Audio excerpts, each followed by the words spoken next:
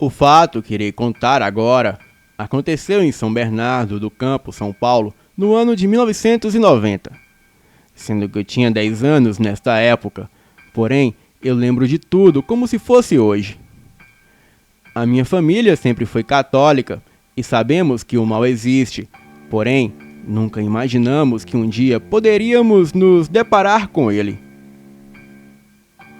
A minha avó morava em uma casa e nos fundos um tio meu havia construído um sobrado para ele e a esposa dele morarem.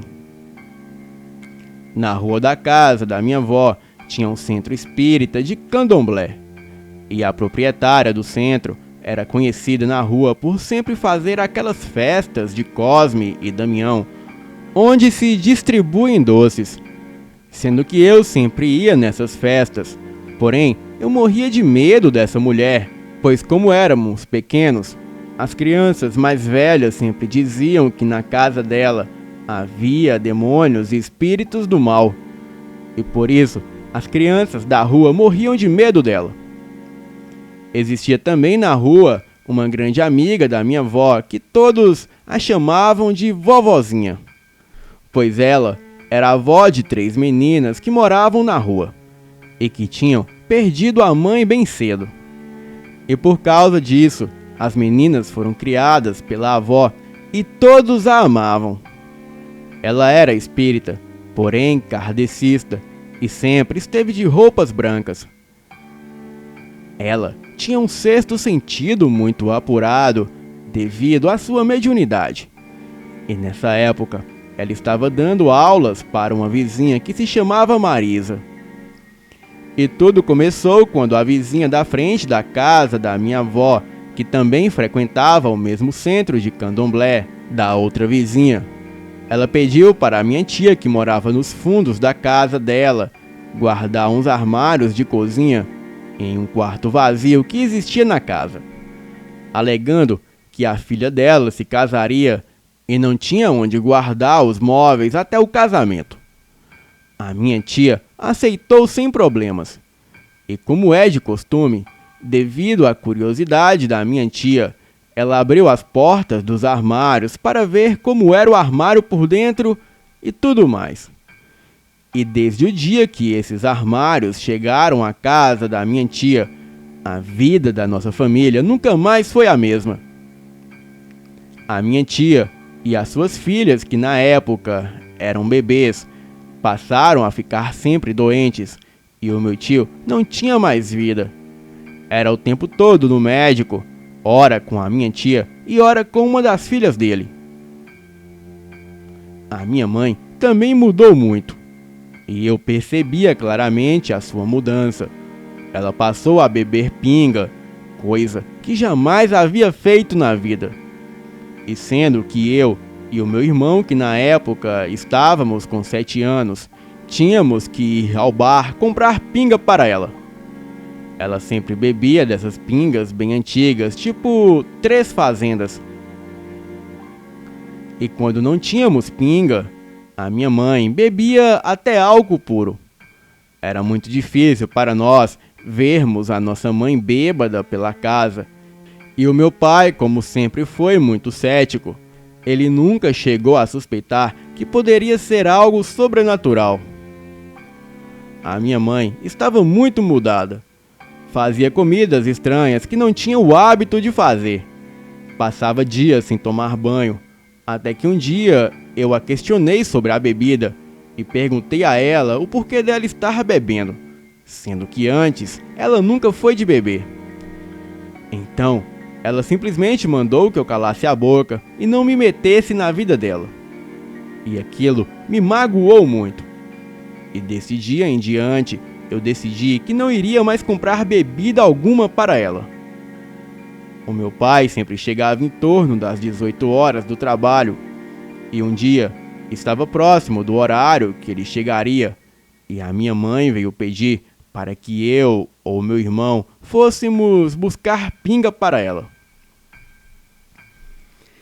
Eu me recusei e convenci o meu irmão mais novo a não ir também. E nesse momento ela se transformou em um bicho e veio com uma cinta para me bater. Bem nessa hora, o meu pai chegou e tirou essa cinta da mão dela. E ela começou a jogar os copos para todos os lados e a jogar faca e tudo o que ela via pela frente.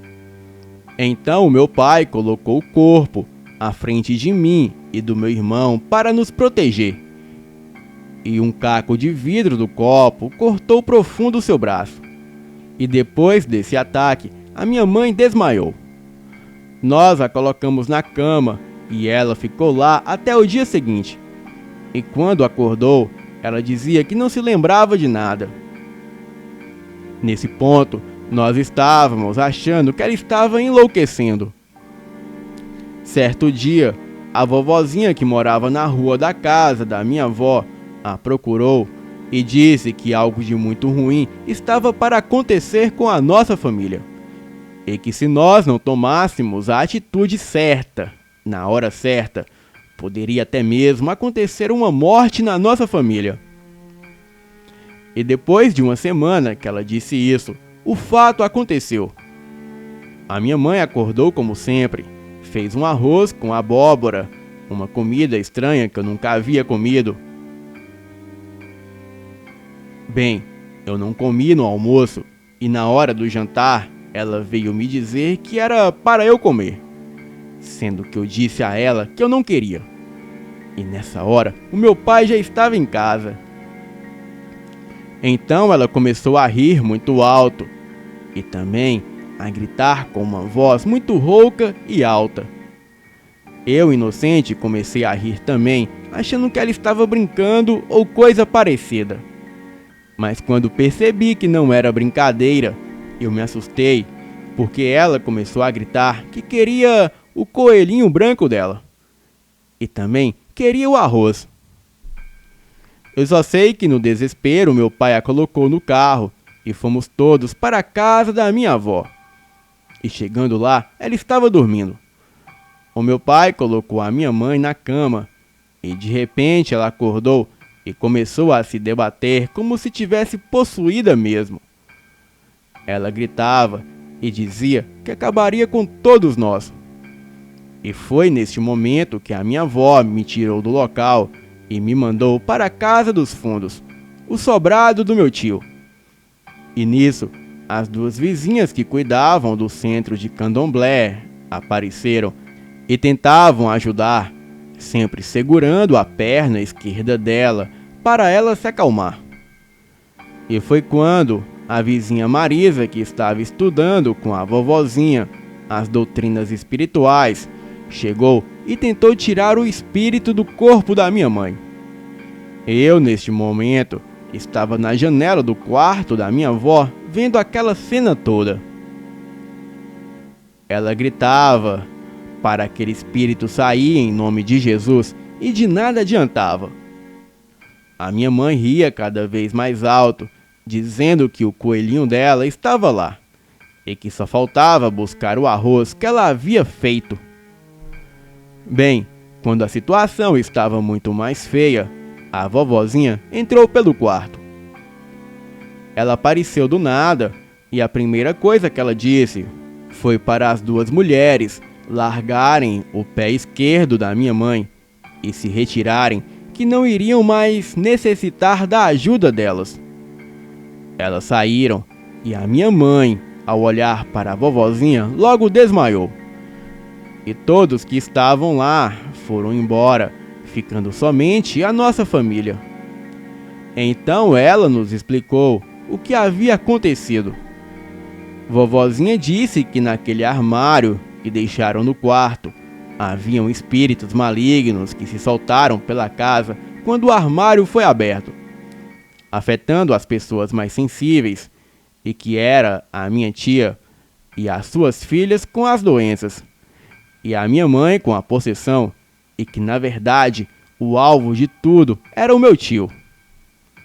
Ela disse que aquilo havia sido feito por vingança dessas pessoas que já haviam discutido com ele anteriormente, e que como ele tinha um espírito forte, essas entidades tinham se apossado das pessoas mais volúveis que frequentavam a casa.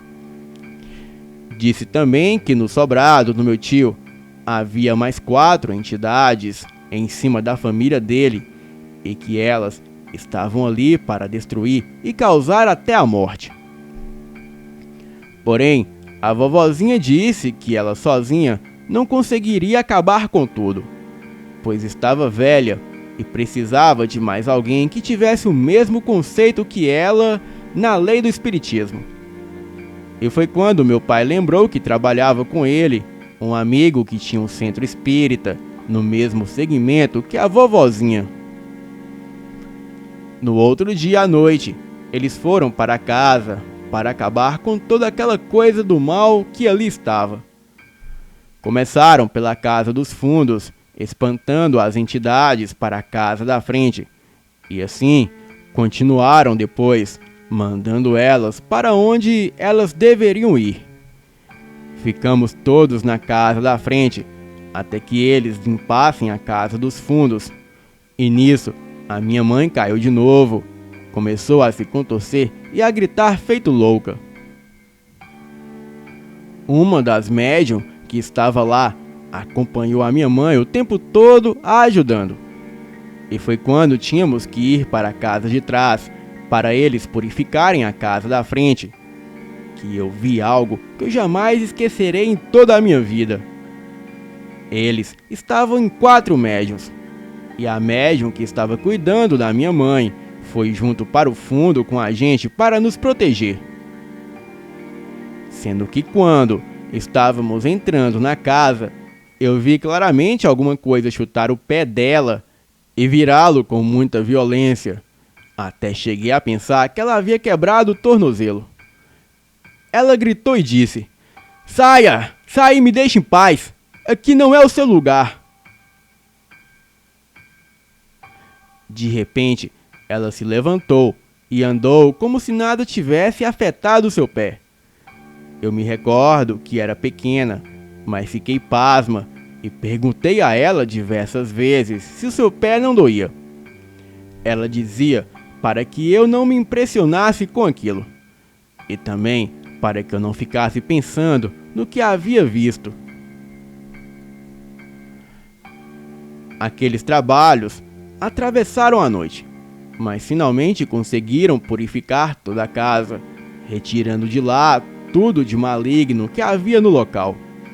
E depois dessa sessão, a minha mãe teve que frequentar um centro espírita por 3 meses para se purificar por completo. Até hoje nos lembramos assustados desses acontecimentos. E a minha mãe diz que não se lembra de praticamente quase nada do que aconteceu. E nem mesmo do nosso aniversário de 1990 ela consegue se recordar, pois o ocorrido começou no início do ano e se dissipou até o próximo Natal. Boa noite.